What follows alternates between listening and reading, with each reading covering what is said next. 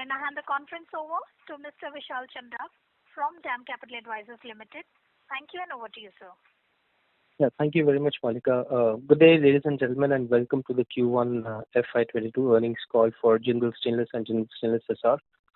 I'd like to thank Mr. Jindal and Mr. Anurag Mantri for providing us with this opportunity to host them again for this conference call. So for today's call, we have with us Mr. Abhyuday Jindal, Group CFO, Mr. Anurag Mantri, CFO of JSHL, Mr. Ramnik Gupta, Head IR, Mr. Gautam, and Ms. Shreya.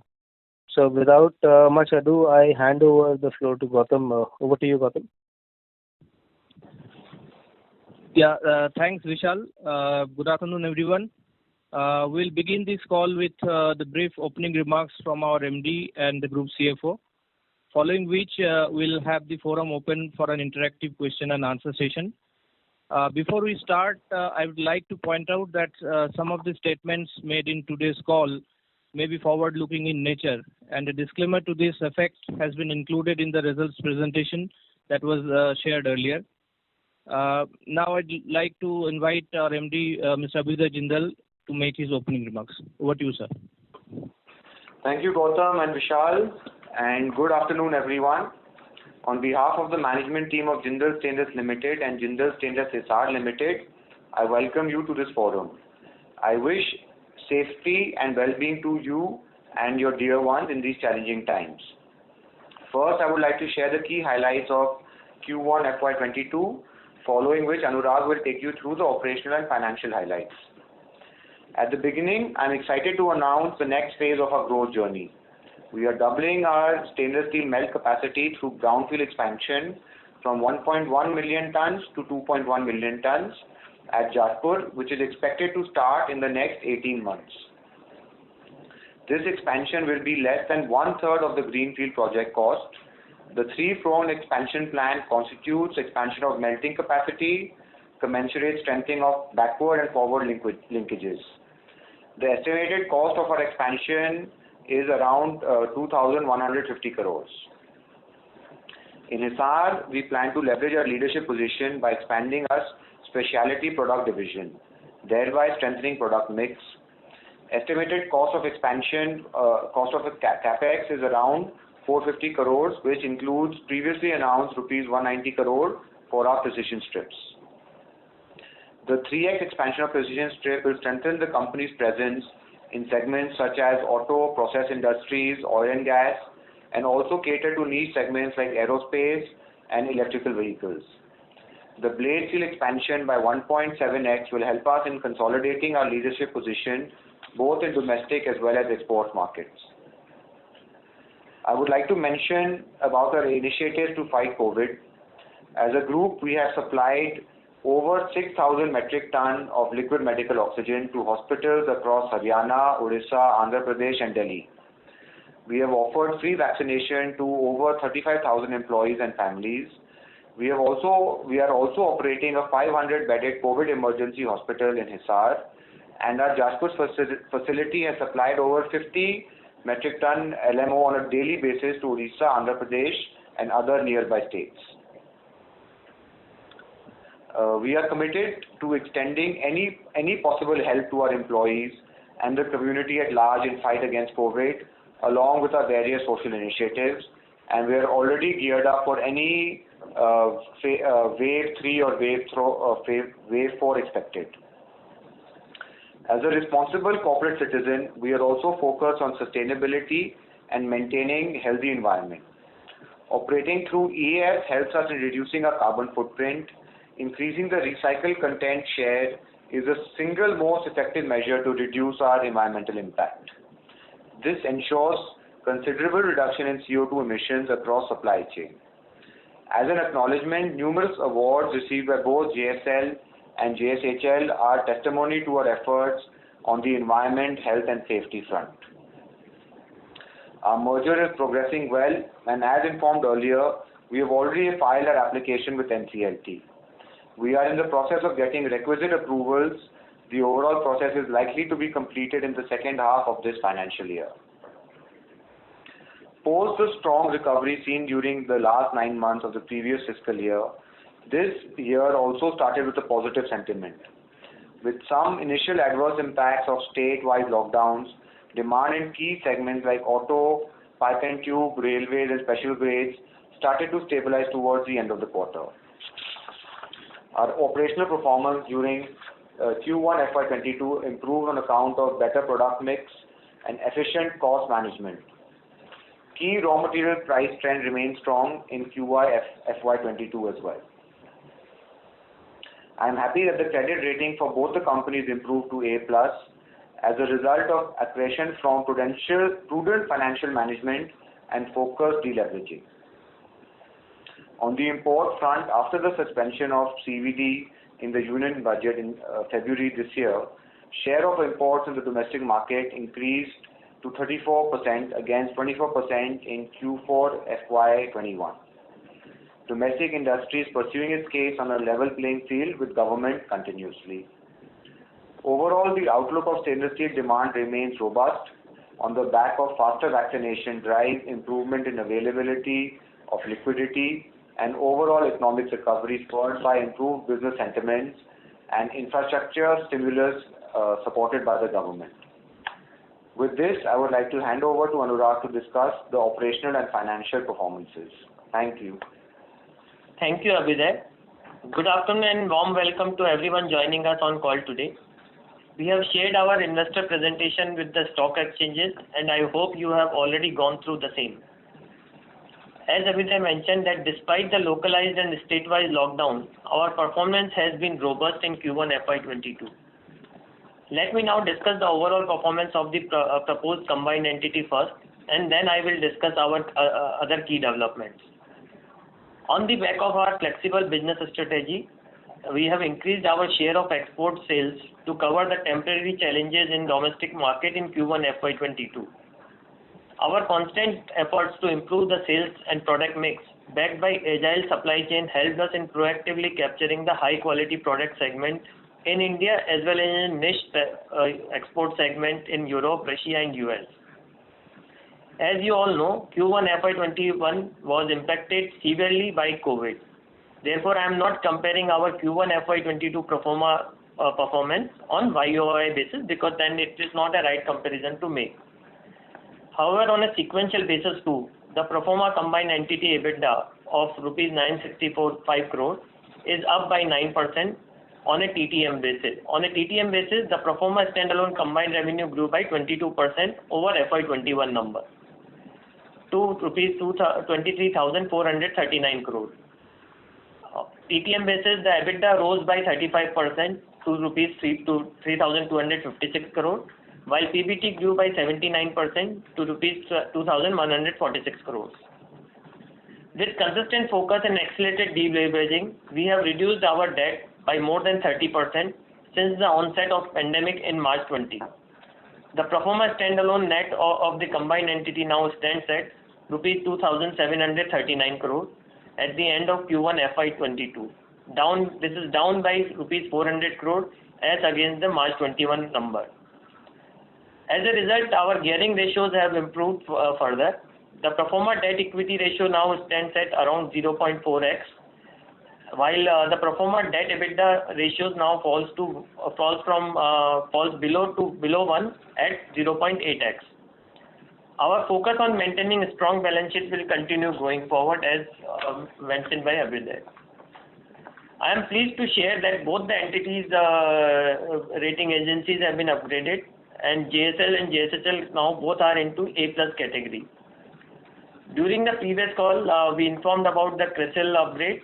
Now, Fitch India Rating has also upgraded the JSL's long-term rating to 3 levels from BBB+ to straight away to A+.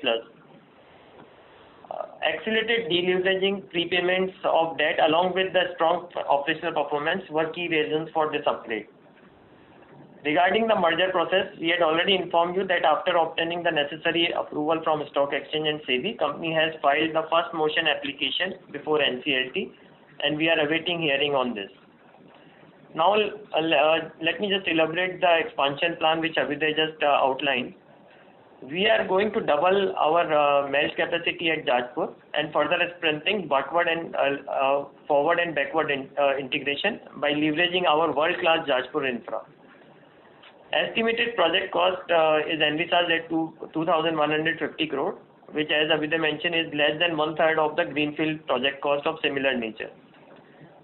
SMS, in this process, their SMS capacity will be doubled at an estimated cost of rupees 530 crore by Q3 FY23.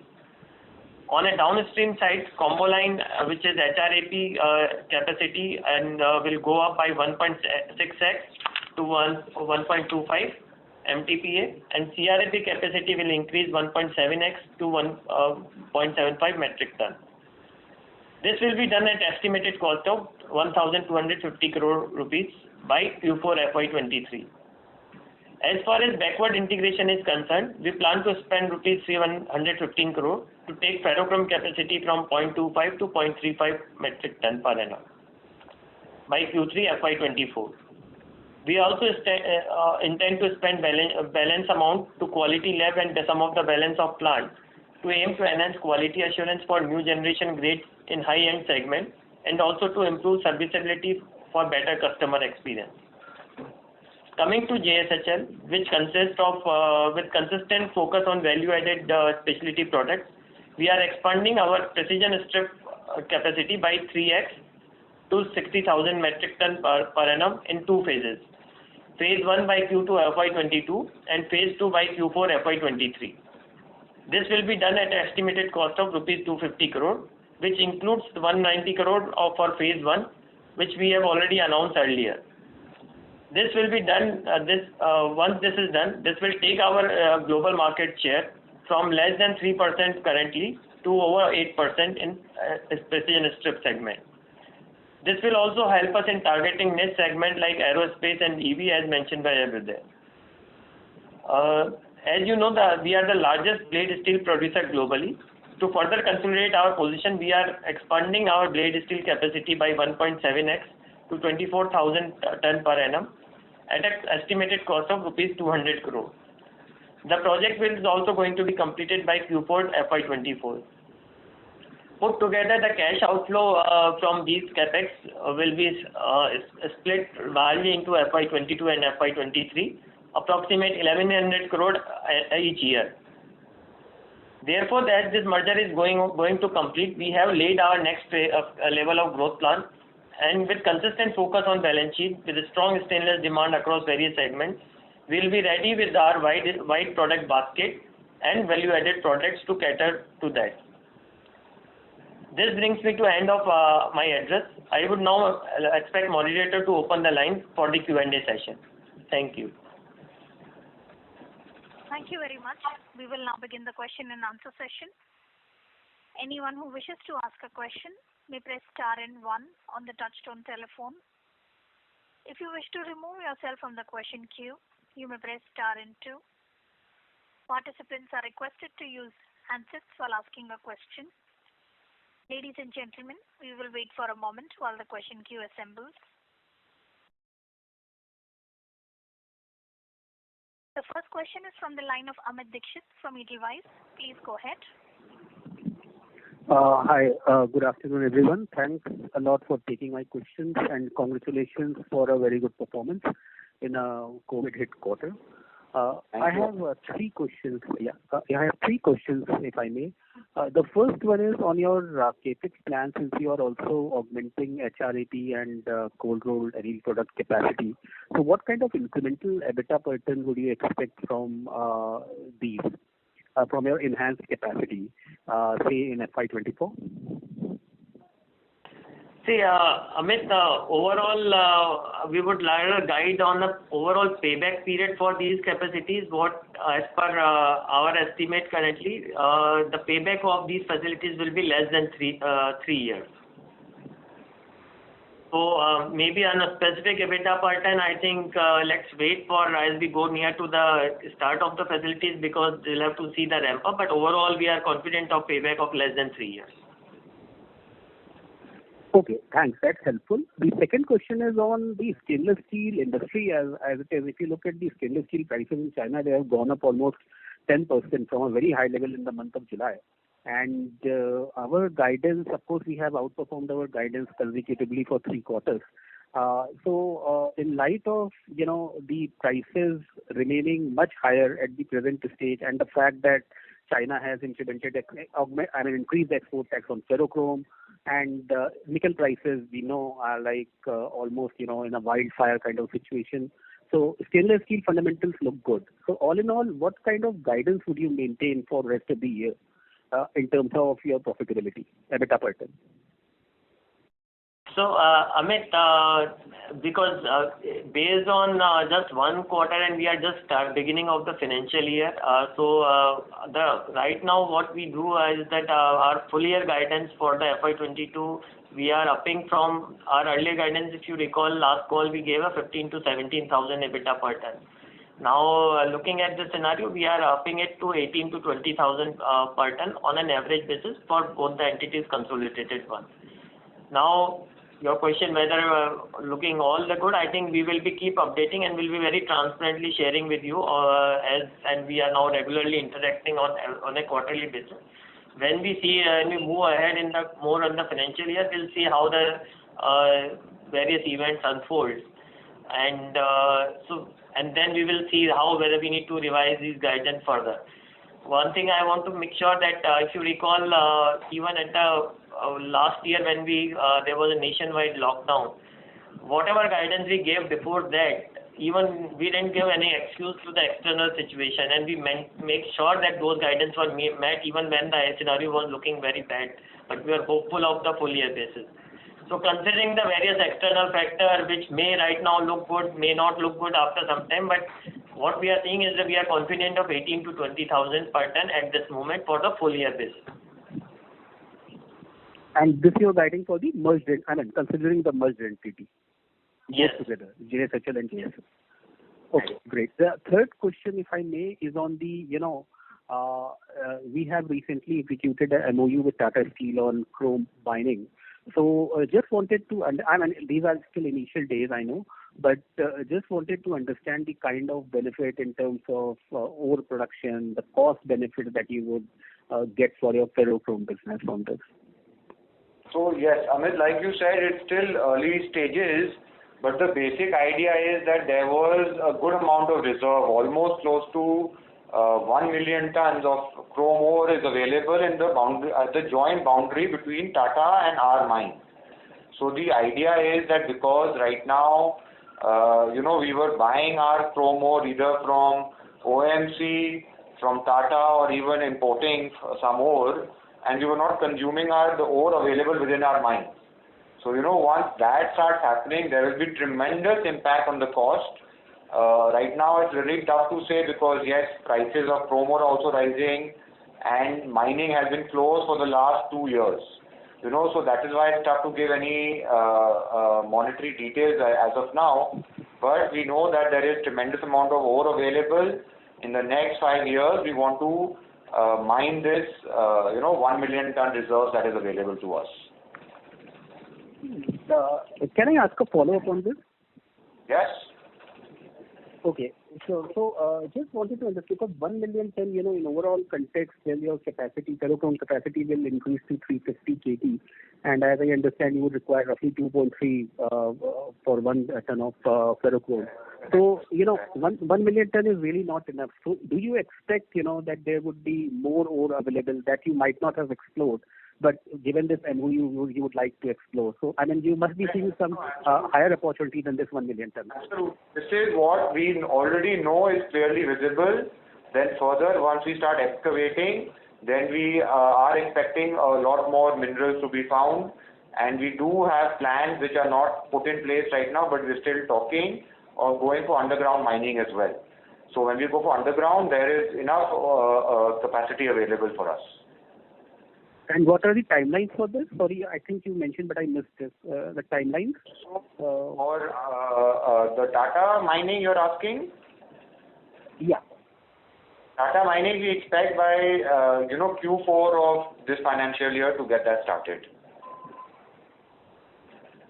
Okay, wonderful. Thanks a lot and all the best. Thank you.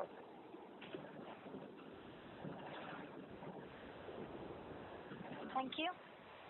The next question is from the line of Sumangal Nevatia from Kotak Securities. Please go ahead. Yeah, good afternoon and thanks for the opportunity. Congratulations to the team on the excellent operating performance. First question is on the expansion plan, which you detailed quite well. Just want to understand with the new capacity, what should be the volume ramp up, and in how many years should we take ramp up very high capacity utilization starting end of FY23?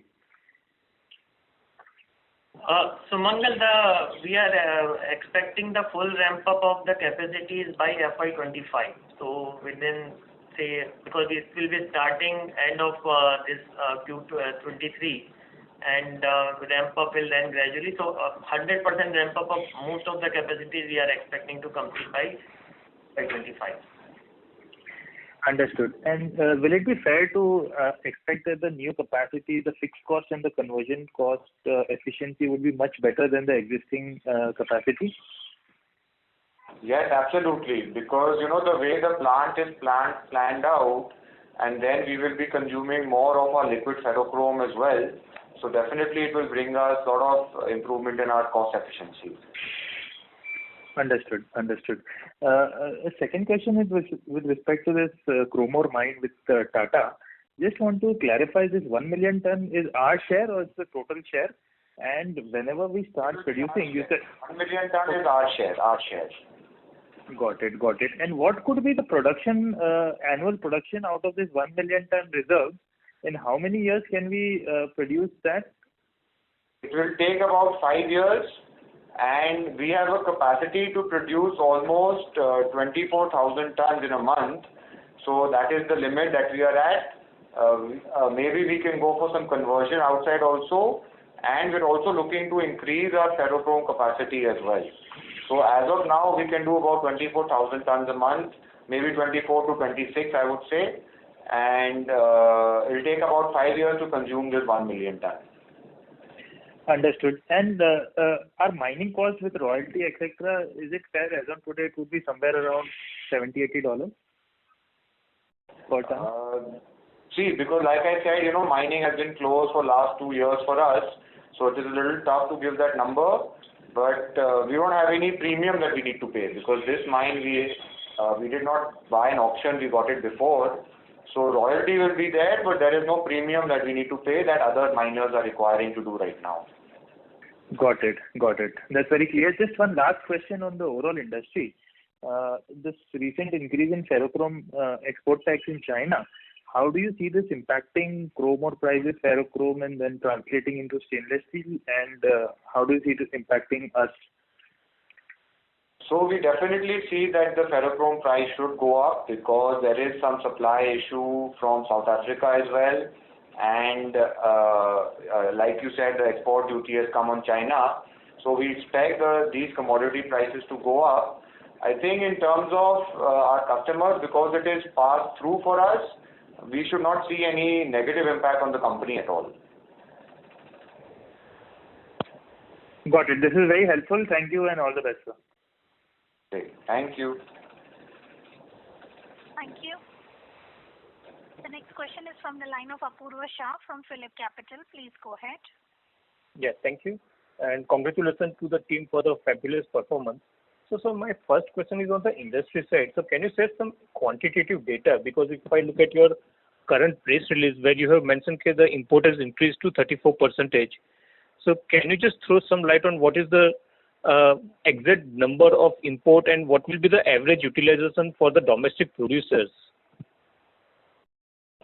As an industry as a whole, you're asking. So yes, if I talk about domestic industry, other than Jindal Stainless, it is not a very promising situation. And this is only due to the imports that are coming in. We have on average in the last 3 months, if I can say, almost between 50 to 60,000 tons of stainless steel is coming, mainly from China, Indonesia, as always. And that is creating an impact, because these are coming in the low-end segments where Jindal Stainless does not or has a very, very small market share. They don't come in the segments in our process industries, in railways, very limited in auto, but more in the hollowware, utensils, These are the areas, low-end markets. So that is where maximum of the producers are getting impacted. If you ask at the industry level, I think industry is operating at maybe 65% capacity utilization. Great. So, sir, the reason why I'm asking is like we are just doubling our capacity from 1.1 to 2.1. So what will be our plan? So does it also mean that we will be looking for higher sales in export market, looking at the current China situation, and at combined entity from 85-15, so 85 domestic and 15 export roughly numbers, maybe 3 years down the line the ratio can be different. So what is your strategy to utilize this 1 million ton incremental capacity? Strategy is always to grow the domestic market and maintain our market share on a domestic front, which you said very rightly that it has been around 85 to 15%. We are very flexible because we participate in the highest end market from our export side, and looking at the facilities and the number of grades we operate in, we are very flexible. So depending on the nature, how we expect actually domestic industry to grow at 8 to 9% over the next 3 years. So again, maximum of our capacities will be sold in domestic market. I think the ratio will still remain. You can take a range between 75 to 85% domestic market and about 15 to 25% export market. But we are very flexible to switch if required. Yeah. So, Sumangal, as Vijay mentioned, is that this flexibility which we have built in our entire business model is so like last quarter is the best. Again we have done it in actually every quarter in last 5-6 quarters. You would have seen we have really moved these geographical breakup as well as the segment wise, depending on where we are getting the best price and best outcome of our product. So like when quarter one, some of the state-wise lockdown was there, we immediately increased our export. And just to again reiterate at the cost of again repeating it, we are exporting only to a European, US and Russia. Okay, so it's a very, very quality segment. We are approved supplier for most of these buyers.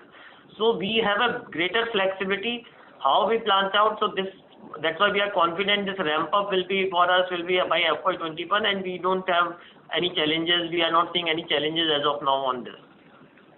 Great, sir. Thanks for the clarification. So my second question is on the specialty product division of JSHL. So can you share some economics for this division, and looking at the current capex of 450 crores, what can be the maximum revenue can generate from this segment? So maybe currently 7 to 8% of the total revenue. How much portion we can reach in maybe FY 24-25? So, Sumangal, you rightly mentioned about that. So, in terms of the total quantity what we sold it, so it contributes around 6% in terms of the quantity, and if I look at the value wise, that's 12%. So, when we will be doing these expansions over the period of next 2 years, so that percentage will increase, and that is what our focus, that we contribute more of this value-added product from the Hisar plants. So that focus will be there, and this delta will increase also. So I will say that in terms of the quantity, if I maintain the same capacity utilization right now what we are doing, so on that average percentage, so this percentage will go slightly increase from 6% to in the range of 8 to 10%, I will say. And in terms of the value wise also, in looking at the market price, at the current market price, so this range of 12% will go also increase to 15 to 18% in that range, which will help us to maintain our EBITDA margin as well as the EBITDA margin. So this 450 crores of capex, how much revenue we can expect, and do you share what kind of realizations or margin we can expect from this division? So Sumangal, which I mentioned about. So this is Apurva from Phillip Capital. Yeah, Apurva, sorry, I'm sorry. Apurva, right now which I discussed with you, that if I talk about the current situation, so it is 6% in terms of the quantity and 12% of the value wise. So on that ratio, when we will do the expansion after 2 years, so in the same trend that percentage will increase at that period. And in terms of that, you're asking about the payback period, so it will be less than 24 months we will achieve that payback period over the next 2 years. Okay, great. Thank you very much and all the best. Thank you. Thank you. The next question is from the line of Rajesh Majumdar from B&K Securities. Please go ahead. Hi, good afternoon everyone, and thanks for taking my call. Congratulations, of course, on the very healthy set of numbers. So, sir, I had two questions on the scrap side of the trade. Actually, both are related. The first question is when you give a guidance of 18 to 20,000 rupees per ton, what is the kind of product price fall you built in terms of the actual price, finished product price fall when you say 18 to 20K?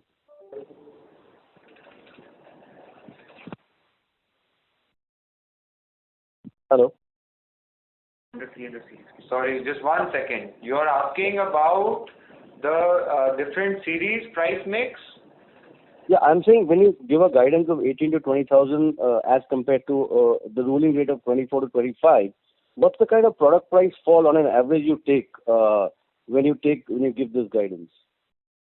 So, Rajesh, here I would like to again reiterate that it's not, and we should always again differentiate. We are into very different business than carbon steel. I must say that. So it's not at the product range price, and we have also luxury that we have 120 plus product range to cater to each and every product side as well as the segment side. What we endeavor to do is that to improve, optimize the EBITDA per ton for the benefit of all the shareholders. The product mix, whether between export, domestic, between auto, railway, industrial fabrication process, pharma, dairy, we remain flexible wherever we can capture the best of the product range, because we have an entire manufacturing process also very agile. So I would say that it's difficult to give you, because it's not that we will suppose we do more of 400 series in this mix. The average price will then fall, but your EBITDA, absolute EBITDA will still increase. So it's right, I understand that. I understand, but say a constant mix is like, what is the assumption behind this guidance? I'm just trying to get at that. What is the assumption that you have reduced your guidance, say, from the current rate? Is it just being conservative, or is there some calculation behind this? That's all that I want to know.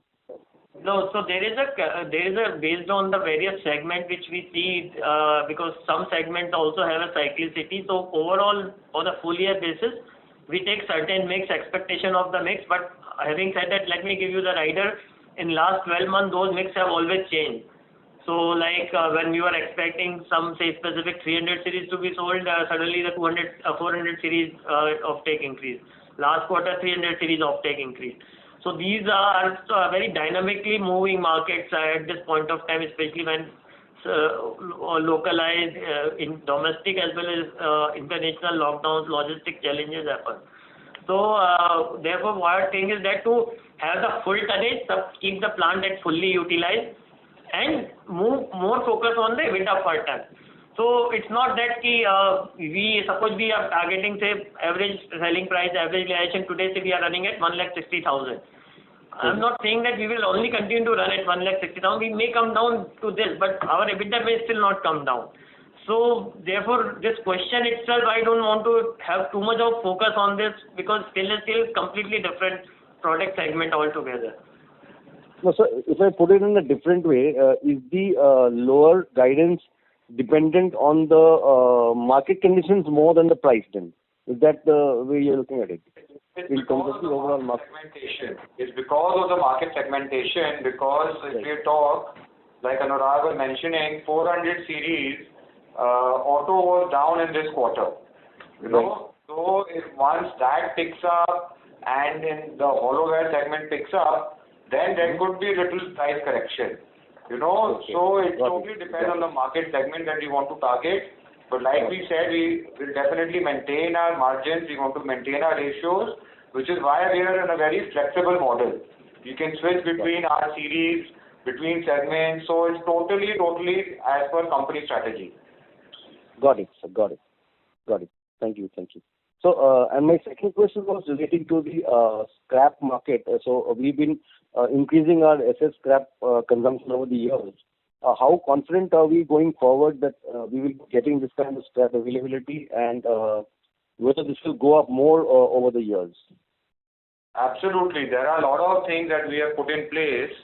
So one thing that I would like to add is that we have or plans to set up 2-3 yards in the international market where we do our own sourcing at a very cheap price to bring in our own scrap.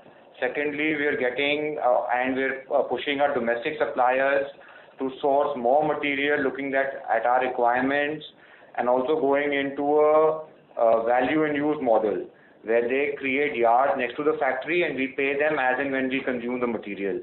So this we already did with 2 suppliers, Trafigura and MM Ceramic, and we're also working with many other scrap suppliers to do the similar kind of concept. And currently, because of the logistic issues, scrap ratio is a little down, but over time, over this year, we will get back to our almost 80% scrap ratio, and every year you will see an uptick in that. Okay, because recently we've seen a deal in the SS scrap market in Europe, which was at a pretty significantly high valuation. So it seems that the acquisition of a scrap player may make sense. Because Aperam has bought out the stainless steel scrap merchant at 7 times valuation, EV/EBITDA valuation. So I was just wondering whether we have any plans to move upstream. That is why we are actually, the plan that we put in is actually moving away from our European and American suppliers. So maximum of the sourcing is now domestic and nearby countries like Southeast Asia and Middle East as well. So that way, looking at the kind of plans European makers have, we, as a strategic reason which has worked very well, we have moved away from European suppliers. Now our dependence on them is not more than 15 to 20%. Right. So we're fairly confident of our SS scrap availability improving over the years. So you see that kind of scrap being generated in the region. Absolutely, because as the consumption is picking up, which also we are witnessing, scrap generation will also improve. Plus, looking at our expansion plan, we've already in discussion with all our major suppliers of sourcing more scrap domestically and from nearby sources. So we are very confident on our sourcing front. Okay, thank you. Thank you. Thank you. Thank you. Ladies and gentlemen, please limit your questions to 2 per participant. Should you have a follow-up question, would request you to rejoin the queue. The next question is from the line of Abhishek Modi from Emkay Global Financial Services. Please go ahead. Yeah, thanks for taking my question. My question pertains to the PLI scheme. Since the combined entity is into stainless steel, so any plans going ahead with PLI into account for the company on a combined level?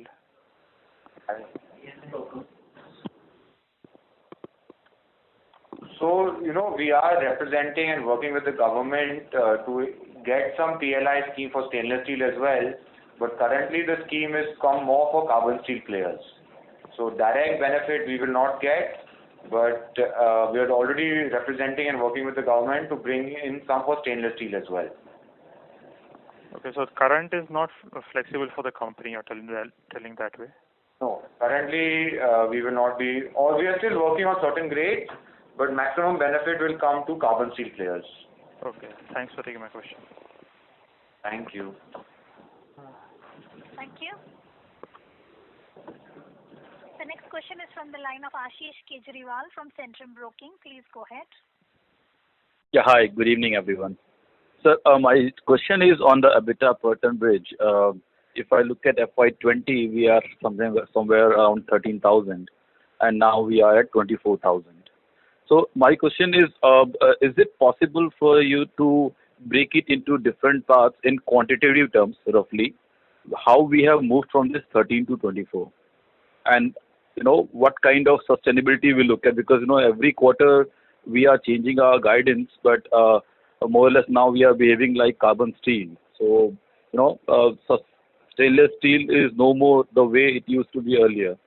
So my question is only that, how can you break from 13 to 24,000? So see, this is a very complicated question and there is no straightforward answer. Over last 2 to 3 years, there have been a lot of changes, a lot of improvements, advances in the whole world. Pandemic has come. All countries that you see have announced huge infrastructure spends. China is now stopping their own players from exporting because they see good demand and they see requirement within their own country. Commodity prices have all risen over the last 2 years. They've been on uptick. So there are multiple areas. Plus, the company has worked tremendously on cost efficiency, domestic sourcing, improving our cash flows, reducing our interest rate. So there have been a bunch of factors. I know interest rate will not impact our margins, but there are a bunch of areas, a mix of areas that the company has worked on, plus external factors that have led us to reach a EBITDA margin of almost 24,000 tons. So I don't know, Anurag, if you can answer better, but there is no straightforward answer to say that this has happened, which is why 24,000 tons have been achieved. The main thing is, Yeah, go ahead, Ashish. because no, when I'm looking at below gross margin, cost is more or less the same what it used to be in FY20. So the entire increase, according to the numbers which we have been seeing, is because of improvement in gross margin.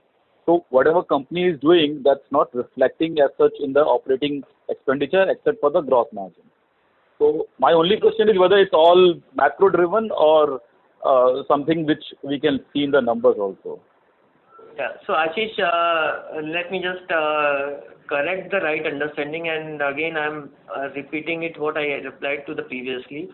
The gross margin, if you recall, is a question of the raw material prices, right, underlying. The 300 series gross margin is way lesser than the 400 series gross margin because the nickel is not there in 400 series. The gross margin will be much higher in 400 series, right? I think therefore this comparison of doing like a very vanilla type with the carbon steel player is not like, or maybe any other metal, because if we sell more 400 series, the gross margin will look pretty high, but we are still guiding. Therefore, I think for ease of purpose, I think what we are saying, you leave us that flexibility to capture the best margin, best product range at that particular point of time. And it's difficult to predict, and we have seen most of the even what our prediction was there, if you put up in Jan 19 before getting into the pandemic for auto, have completely proved wrong. Because when we opened in after the first lockdown, suddenly we saw a two-wheeler auto segment demand rose to a large extent, and we supplied most of our quantities because of this fuel tank of two-wheelers. We pushed large quantities in the auto because we were getting the right price benchmarks also over there. So this is very difficult to predict on those terms because in these uncertain times. What we have done is that, as Abhyuday mentioned, I'm not getting into the external factor how it's paying out because it's very difficult to predict those. Again, I'm repeating it.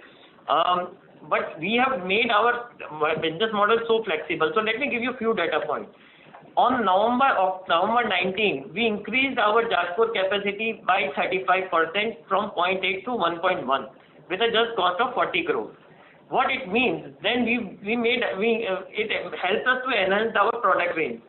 So with this, after this, as well as combining with Hisar, we now can cater to each and every product range segments into stainless steel industry. Probably we are one of the only company in the world who have 120 plus stainless steel product range. So that gives us a huge flexibility to shift over this between the product range and the segment. This is one, but this is also not going to give the result till the time you have a manufacturing facility and supply chain completely agile to that. So that, as Abhyuday mentioned, we have shifted our entire supply chain work extensively with the supplier to bring down the near to our capacity. Now what happens is, suppose suddenly there is a 300 series requirement increase last quarter.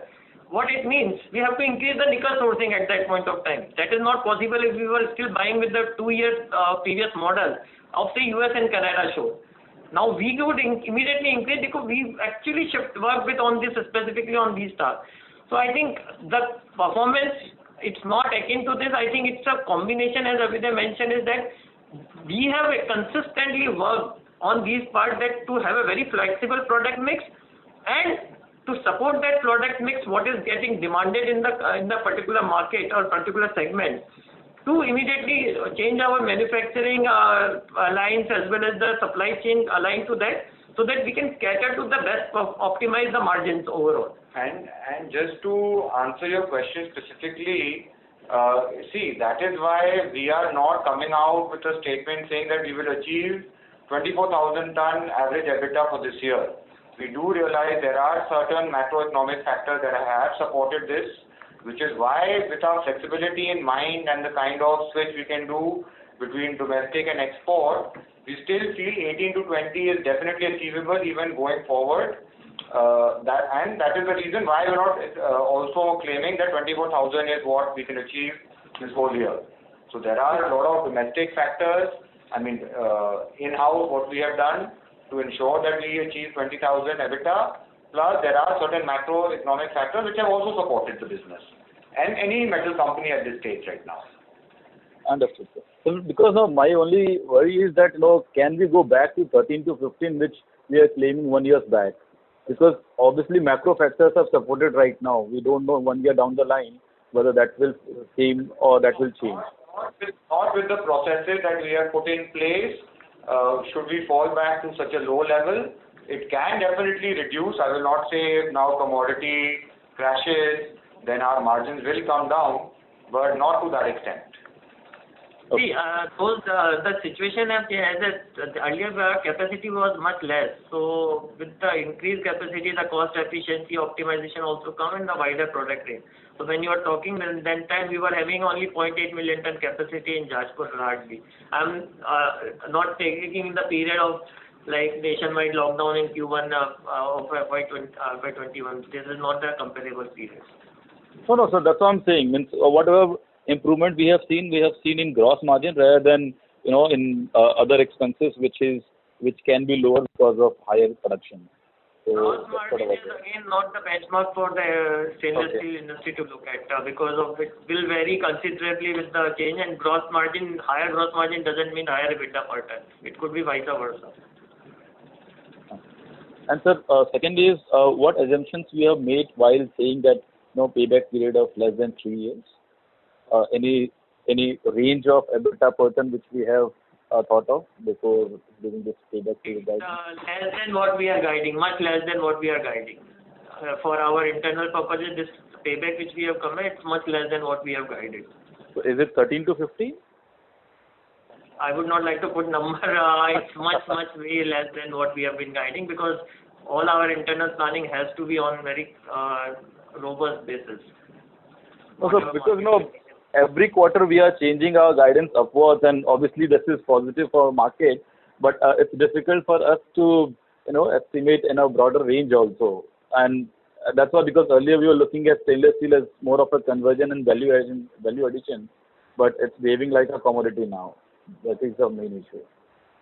Anyway, and it's last combination, as Abhiday mentioned, it's not really there is some commodity play which is coming. It's not a commodity play. It's basically because of raw material increases. There are certain because people go in a buying speed. There is more of the inventory hoarding and starts happening at the distributor level. There are obviously certain positive side of the inventory valuation which starts reflecting. That's part of it, but largely it's more because of part of it. So it's a combination. Therefore, we are not guiding what we are right now earning. So it's not that, and it's difficult, as you may appreciate, it's difficult to have a benchmark like this stainless steel because the product range is very, very different. Understood. And sir, when can we have our tax cash outflow?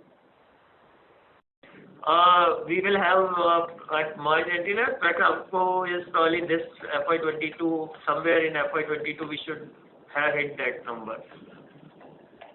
Sure. Thanks and all the best. Thank you. Thank you. The next question is from the line of Devin Sangvi from ICICI Direct. Please go ahead. Good afternoon, sir, and congrats on a very good set of numbers. I have a couple of questions. So firstly, can you throw some light in the trend in prices of key inputs currently versus Q1? Something like electrode pricing or a ferrochrome pricing?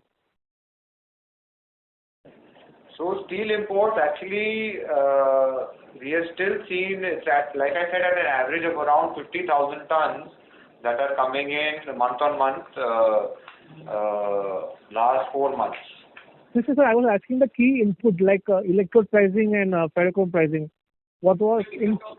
So if you talk about the electrode price, so if I talk about the last year when you're talking about the same quarter, it was around 250 range that part. So if I talk about the current status as on date, so it is also hovering around at the 257.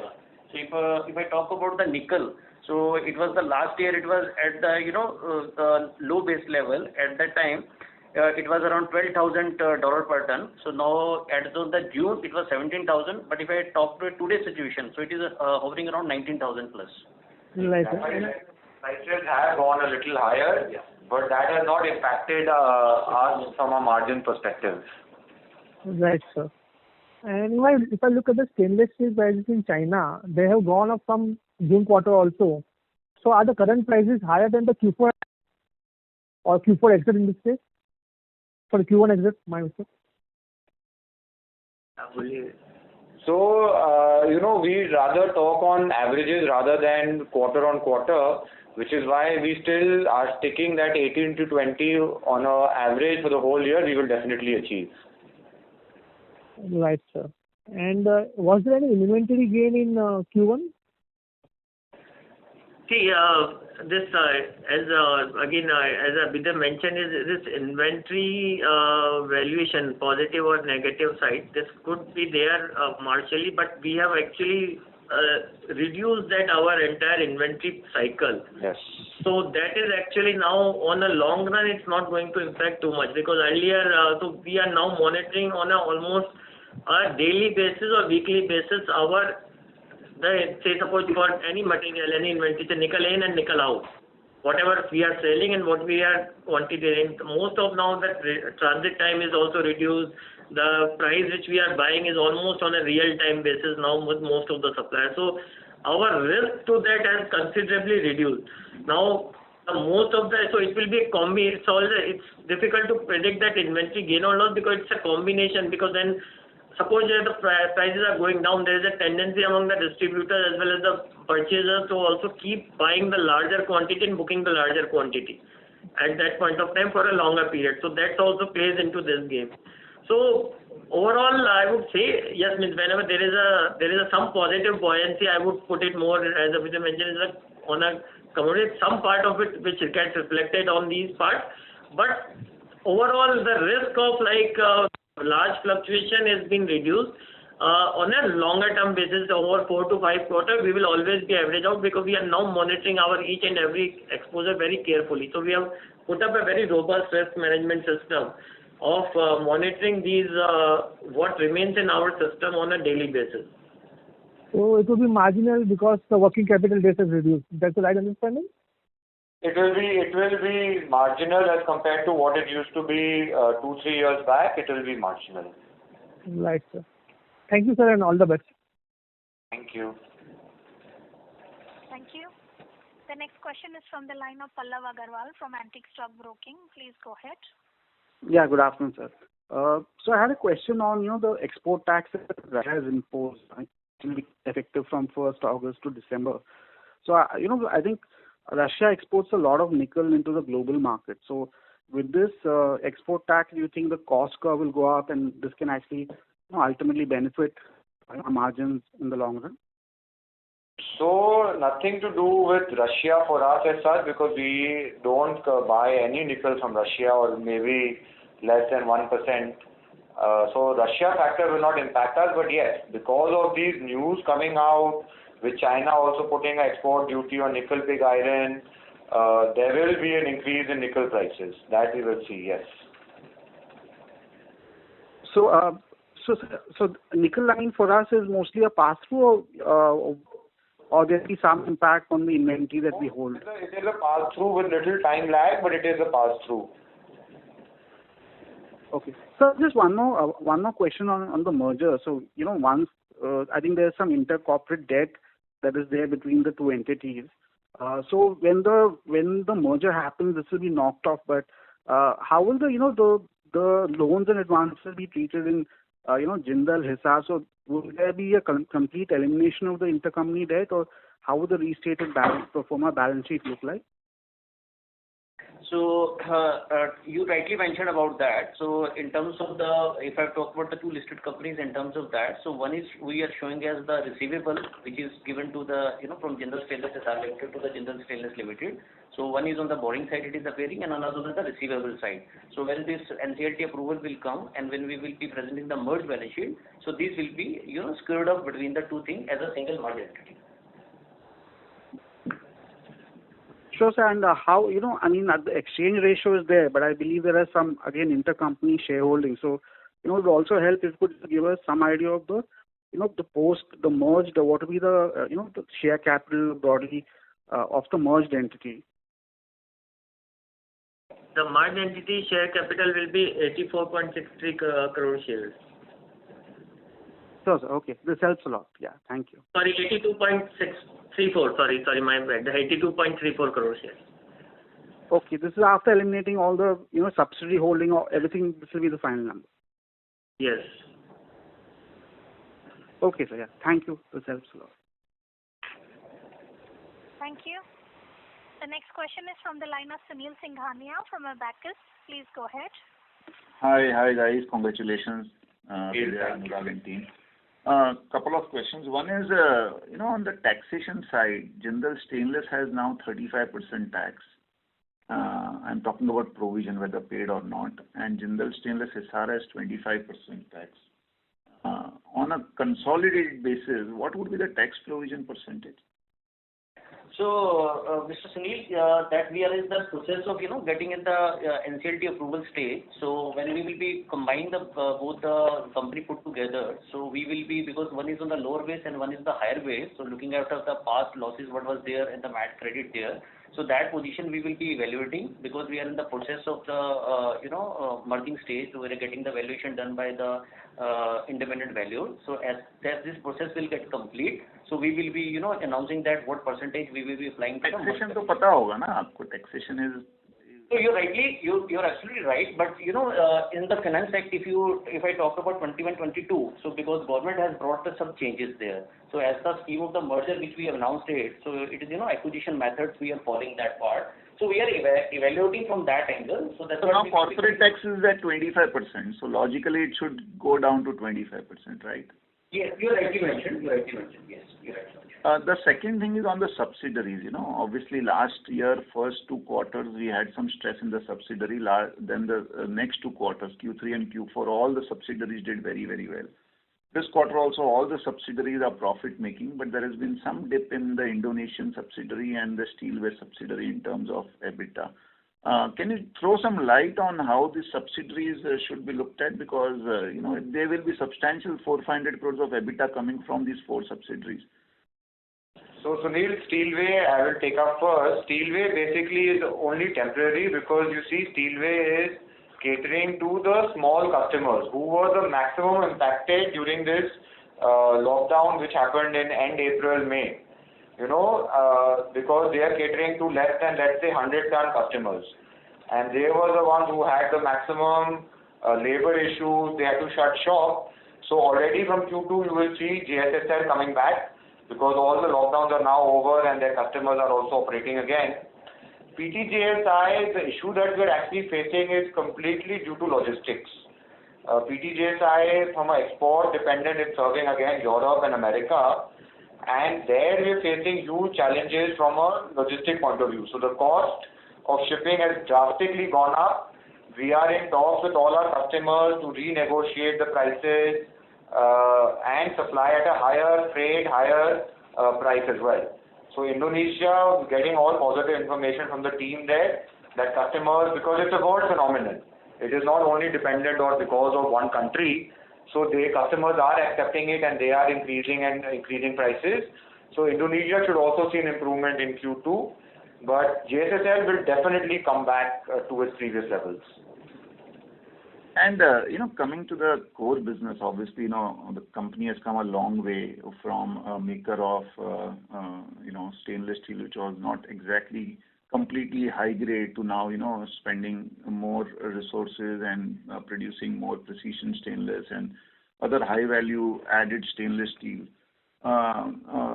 doesn't that logically mean that our band of EBITDA, which used to be as a company level earlier, should logically, even withstanding the ups and downs in the economy and prices, should have moved up, largely because we're doing more value added? And even this 450 odd crores is towards precision stainless steel and blade steel. So that definitely, your point is absolutely valid and correct from the SPD point of view. But the challenge, and I would love to invite you or our other investors also to the factory to really get the sense of it, because Hisar, we still want to keep it fully loaded. So that is the challenge that we then face in terms of we might have to produce some low value added segment grades, which overall will bring down our average EBITDA. So from our special products, blade steel, those margins will still increase, but because we're increasing that, we will not be able to cast our wider products to the same extent, and we end up making pata. So that brings down our overall margin EBITDA. So that is the only factor which will bring it down. Last one question, Abhyuday, about my a little bit of soft corner for the B2C business. You have created very good products. Why is the push not there in a more aggressive manner on that B2C business, which looks very good, but has been growing rather timidly given the opportunity in India? So there were some internal challenges which now we are rectifying. We are bringing in more automation, if I can say. We had some labor challenges, some quality challenges because of that, and now we're bringing in further automation. So our efficiency, cost reduction, quality improvement, all those areas we're working on. Along with that, we're coming up with a branding and marketing strategy as well. So yes, we have been lagging behind on the B2C front, but that is the focus, and I'm really focusing on that now. So hopefully next coming quarters you will see an improvement from that side as well. Okay. Thank you. I'm done with my question. Thanks a lot and best wishes. Thank you. The next question is from the line of Nishit Shah from Equitas Investment. Please go ahead. Good afternoon, sir, and congratulations to the full team for such fabulous numbers. Sir, I wanted to understand more on the exports market. So, sir, how is the demand there and the realizations going in the exports market? And do we still feel any challenges for exports? So, export market from a realization margin point of view is actually doing phenomenally well. That is again because of the China factor, that China is trying to export less. So companies with good quality and cost efficiency like us are able to take advantage of that. So from again US, Europe, we see very good margins, despite the fact that there is duty on both these, on India from both these countries. So we still see good demand coming in, and we see margins also being up. What was your second part of the question? Any challenges for exports? Only challenge I can say is from a container and shipping perspective, and more in the eastern front. So now to tackle that, what we're doing is we're also targeting JNPT and Mundra port as well to cater to our US customers. Okay.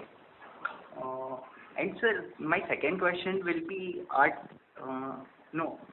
Okay, so all my other questions are answered. Thank you. Thank you. Thank you. The next question is from the line of Jimesh Sanghvi from Principal India. Please go ahead. Yeah, hi sir. Congrats on a good set of numbers. Couple of things. If you can share the breakup of the 200, 300 and the 400 series for probably FY21 and for Q1. And second was on the raw material sourcing. Has there been any shift in the last 2 to 3 years? If we have shifted more towards the stainless steel scrap in terms of our overall raw material or ferronickel, if you can share some data points on that as well. So I'll take your second question first. In terms of, scrap has always been a clear focus and clear strategy for the company. Again, it is totally depending on market factors. And the kind of equipment we have, we can always fluctuate between consuming more ferronickel or scrap. So if you're getting a better price in ferronickel, then we increase the consumption of ferronickel to that extent. But in most cases, and on average, scrap is always, you get better discounts. So that is why we operate at almost between 70 to 85% from a scrap ratio perspective. Your first question was on ratio. So, hi, Jimesh. So in Q1 FY22, if we see in JSL, the series mix was like 200 series 17%, and 300 series was 53%, and 400 was 30%. And whereas in JSHL, it was 37% of 200 series, 46% of 300 series, and 18% of 400 series. And can you share this number for Q4 as well, for FY21? Yeah, sure. Can I send it across to you offline? Sure. And sir, fine, not a problem. Sir, on this stainless steel scrap, as you said, that we consume generally between 70 to 85%. What will be that percentage right now? Will it be more towards the 85% range, or will it be more towards the 70% range? Currently, if I talk as on day to day, it is on the lower side only because again of the shipping issues that we are facing across the globe. But we see that improving and coming back in October. So immediately our scrap ratio will again hit that 85% level. Right now we're at the lower band, you can say. Okay, so currently we are consuming almost around 25 to 30% of ferronickel. Is that the right assumption? Yes. Correct, you're right. Fine, sir. Okay. Thank you. Thank you. Thank you.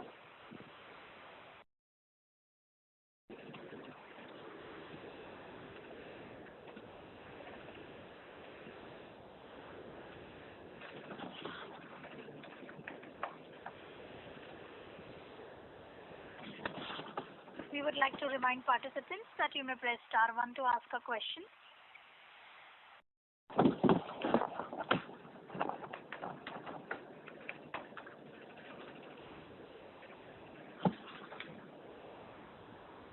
The next question is from the line of Pranay Zaveri from J&J Holdings. Please go ahead. Yeah, good afternoon, sir. Thank you for the opportunity. So my first question is, what is the debt as on 30th June of the merged entity, Performa? It's less than 2,800. Exact number is 2,789.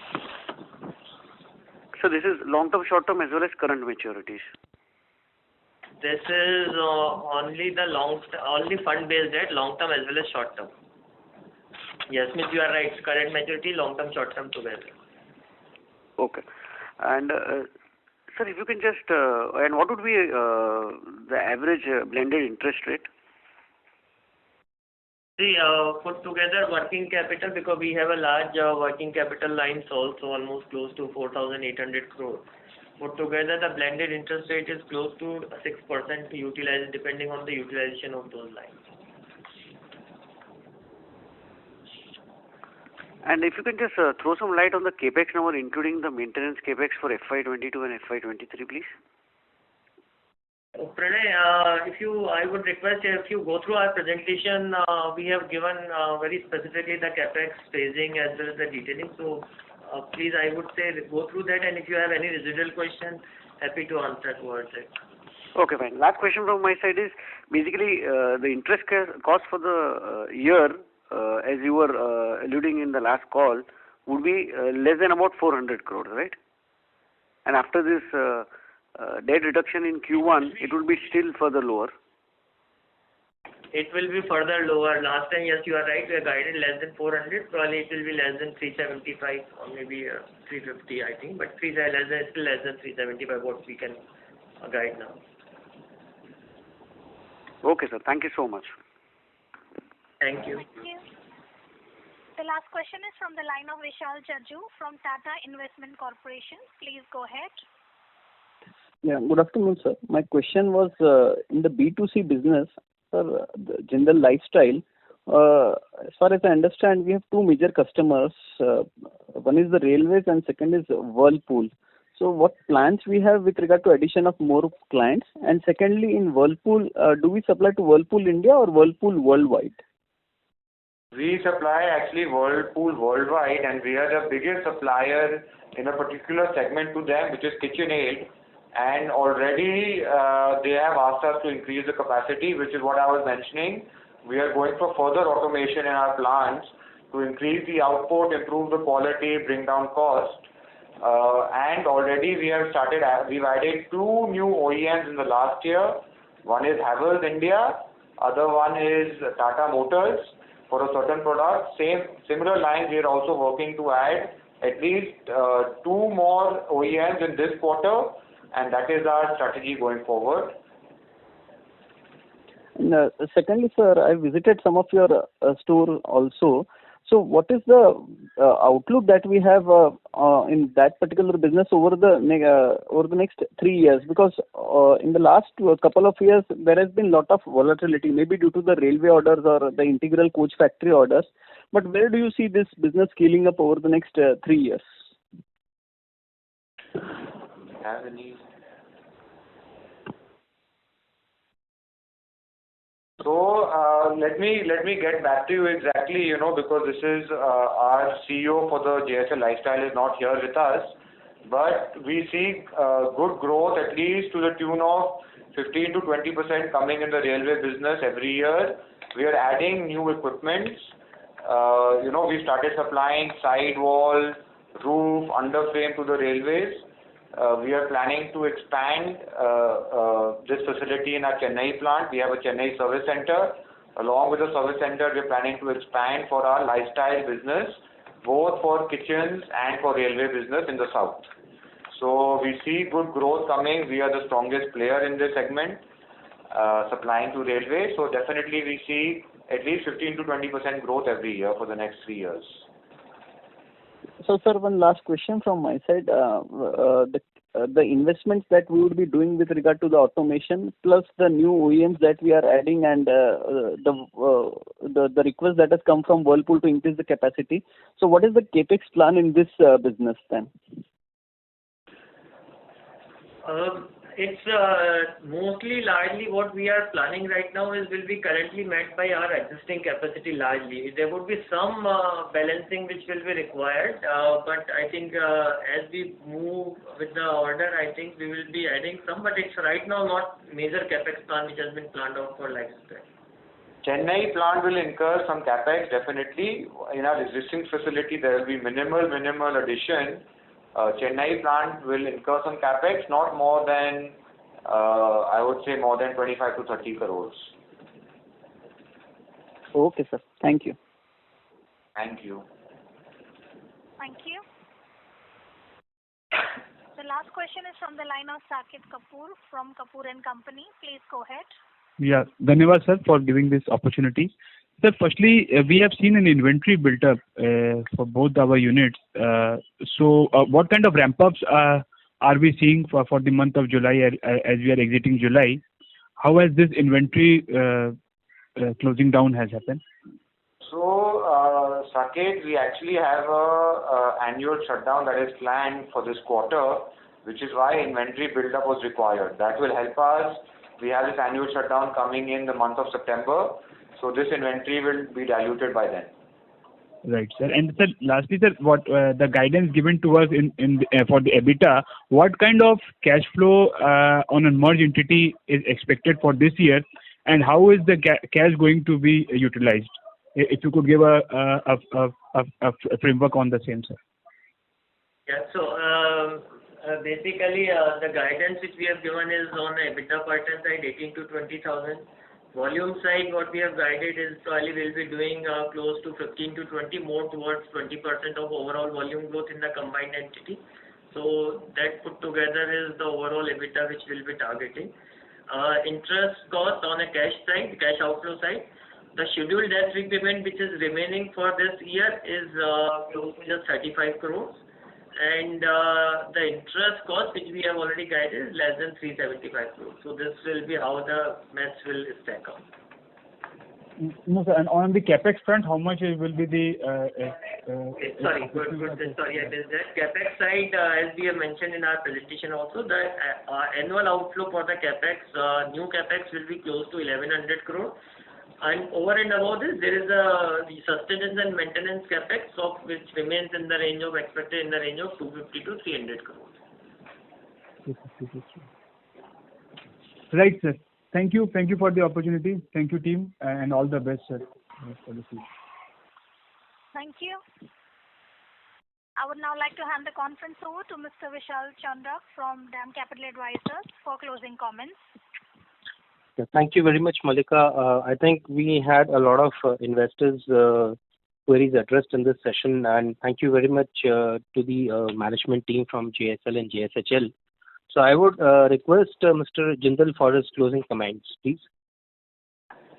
Thank you, Vishal. I would like to thank everyone for attending this call and for showing interest in JSL and JSHL. Completion of merger along with slated capacity expansion and better product mix will help us maximize the value for all our stakeholders. I hope we have been able to answer all your questions. Should you need any further clarification or would like to know more about the companies, please feel free to contact our investor relations team. And I can see that there is a lot of interest coming in our subsidiaries. So what I will ask our IR team to do is maybe every quarter we invite one CEO from the subsidiary so that any questions further can be answered. So maybe next quarter we'll invite our lifestyle CEO, and the one after that we can invite our service center CEO to come and answer, because I'm happy to see that there is a lot of interest coming in. So thank you once again for your time, and hope to speak to you in our next call. Thank you. Thank you. On behalf of DAM Capital Advisors Limited, that concludes this conference. Thank you for joining us, and you may now disconnect your lines.